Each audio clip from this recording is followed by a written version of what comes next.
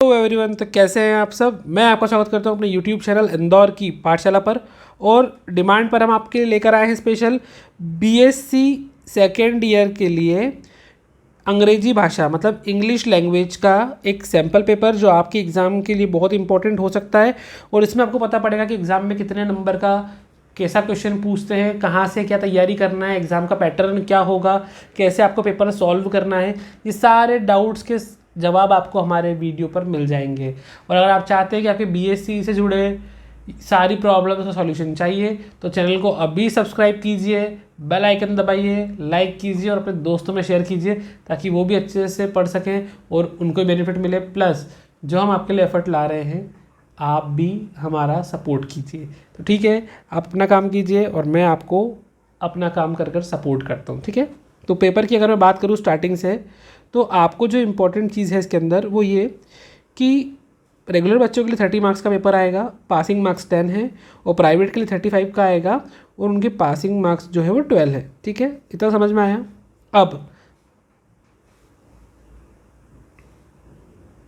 Question number हमारे पास है first, attempt any 4 questions of the following. आपको कोई 4 क्वेश्चन अटेम्प्ट करना है, एक क्वेश्चन 4 नंबर का है। The poem tree has been written by, tree poem किसने लिखी है। A wheat of dash best quality is sold in the market, choose the correct option. अब आपको ए एन द में से पिक करना है। बहुत बच्चा भी होगा तो बता देगा कि बेस्ट लिखा है मतलब सुपरलेटिव डिग्री है, वो सुपरलेटिव डिग्री के साथ द आता है। ठीक है, then when you write a letter to your friend, जब आप अपने फ्रेंड को लेटर लिखते हो तो किस कैटेगरी का होता है वो। सीधी बात है, फ्रेंड को लिख रहे हो तो कैसा होगा, इनफॉर्मल लेटर होता है वो, है ना। The return translation is done by a, आपको लिख कर ट्रांसलेट कौन करता है, ट्रांसलेटर करता है, इंटरप्रेटर करता है, क्यूरेटर करता है या टीचर करता है। देखो बहुत आसान है, ये आपके लिए होमवर्क है, ज़रूर करिएगा। सीवी का एब्रीविएशन क्या है, क्यूरिकुलम वीटे, लोग कोर्स वीटे भी लिख के आते हैं। नो, सीवी मतलब क्यूरिकुलम वीटे। ठीक है, जब आप कहीं जॉब के लिए जाते हैं या कहीं अप्लाई करते हैं तो क्यूरिकुलम वीटे, इनको नॉर्मल लोग रिज्यूम के नाम से जानते हैं, बायोडाटा के नाम से भी जानते हैं, लेकिन प्रोफेशनली इसका एक नाम सीवी मतलब क्यूरिकुलम वीटे होता है। इनके बारे में डिटेल में हम बाद में समझेंगे, अभी जो एग्जाम पॉइंट ऑफ व्यू से इंपॉर्टेंट है वो देख लेते हैं। द मैनेजर वॉज अ काम एंड डैश, अब मैनेजर कैसा था, काम तो था, अब वो इडियट था कि एजुकेटेड था कि टॉकेटिव था कि सीरियस था। ये आपने चैप्टर पढ़ा होगा तो आप इसका जवाब आसानी से दे सकते हो गाइस। इसके बाद आपके पास 2 मार्क्स के 3 क्वेश्चन हैं, यानी 3 क्वेश्चन करना है आपको। What will be the result if the tree are not taken care of, अगर ट्री का ध्यान नहीं रखेंगे तो क्या होगा। How did the peasant search for the scorpion, what was the concern of Amina for Hamid, what did Lencho write a letter to God, who did Aksinov meet in the middle of the journey, what mistake did the author make when he wrote the check। देखिए Lencho वाला बहुत आसान chapter है, scorpion वाला भी बहुत आसान है, हमीदा वाला भी बहुत आसान है, हमीद वाला सॉरी, और ट्री वाला, ये 4 चैप्टर में से ज़रूर क्वेश्चन आएंगे, आप इनको अच्छे से करके जाइएगा। देन आपको आगे डू एज डायरेक्टेड, बहुत आसान है, कोई भी आर्ट करना है आपको, इनमें से एनी 8 करना है।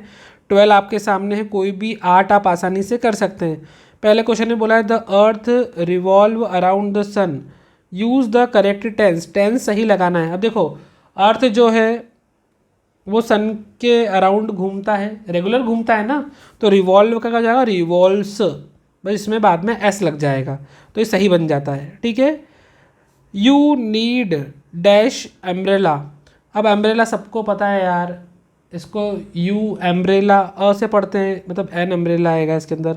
आर्टिकल मतलब होता है ए एन द लगाना। प्रीपोजिशन क्या होता है, ऑन टू इन टू, जो नाउन और प्रोनाउन का किसी भी थिंग्स के साथ रिलेशन बताता है। यहाँ पे प्रीपोजिशन के क्वेश्चन आ गए, रिफ्लेक्सिव प्रोनाउन के क्वेश्चन आ गए, काउंटेबल अनकाउंटेबल नाउन के क्वेश्चन 2 आ गए। देखिए बहुत ही आसान और बहुत ही सिंपल पेपर है आपके लिए ये, आप आसानी से ये 8 तो बहुत इजीली स्कोर कर लोगे। अरे आप तो ये करके ही और स्टार्टिंग के ऑब्जेक्टिव 4 करके आपको 12 मार्क्स तो इसमें कवर कर लोगे आप।